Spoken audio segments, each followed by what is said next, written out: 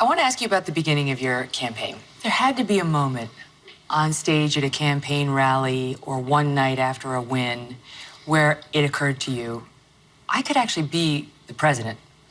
When was that? A year ago, you were in business, you're famous, but you were a TV guy, right. And now it looks like you're on the cusp of winning the New Hampshire primary.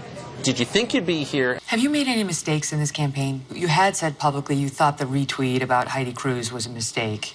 By all accounts, you had a pretty tough week.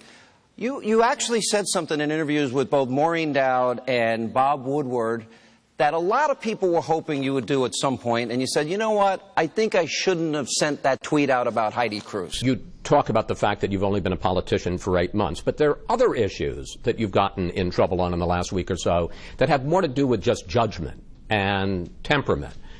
For instance, the fact that you spent days going after Ted Cruz's wife and her looks. As you look at this, any regrets on running as you look at all this chaos? The comment about John McCain, you prefer people who weren't captured. The comment about Carly Fiorina's face. But do you regret any of those comments? But then when asked about McCain, you got into his war record, and I think you would admit here tonight that was a mistake because John McCain was a hero, and you know that.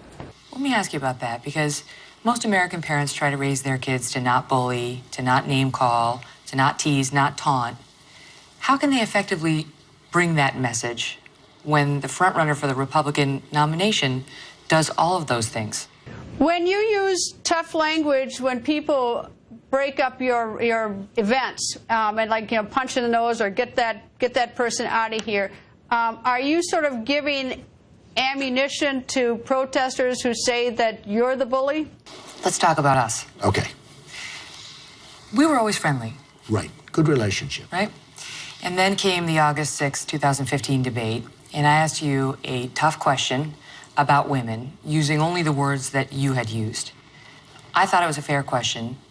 Why didn't you? If you get the nomination, you have to win the general election, and the more exposure you get under pressure, the better for you. And number two, if I had been the debate moderator last August, I would have asked you about that comment. I wouldn't ask it the same way. I don't think you would have. Once you said something about Carly Fiorina, you opened the door for it.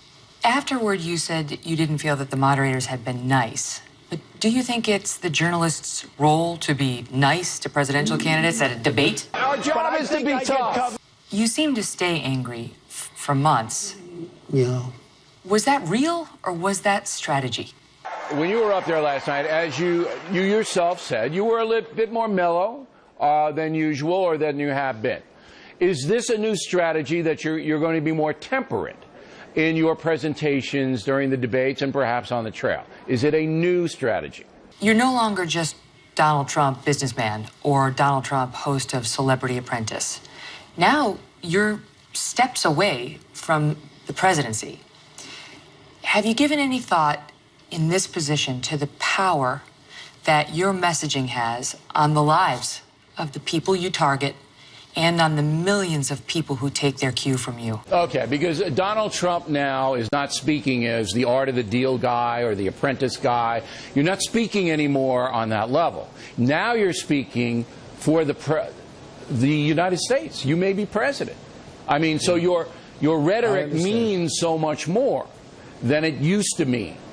You know, you're in a different place, a place you've never been in. I'm just wondering how much you've thought about all that. When Donald Trump targets somebody and says, this person is bad, that person is bad, it creates a firestorm in those people's lives, and many of these people are so-called civilians who haven't put themselves out there as public figures. Do you feel badly when you're saying, look, you're a loser, you're going down the stage, and you'll probably be off the stage next time? People want to know how you feel when you say stuff like that. They're listening to you, and they're taking their cue from you. So that's the question, is whether now, so close to the Oval Office, whether you will take that responsibility seriously and change your tone to try to be more unifying and less divisive. How do you unify? You started out with 17. You now have 2 more opponents. You say if you win, it's over.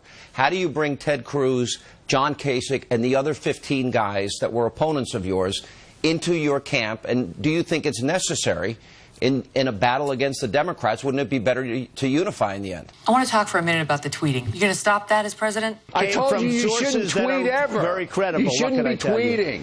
Don't tweet. If you don't become president, will this all have been for nothing?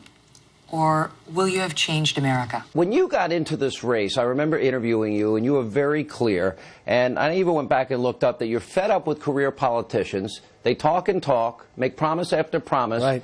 And that, All talk, from no your action. perspective, Right. and they're making a total mess out of everything.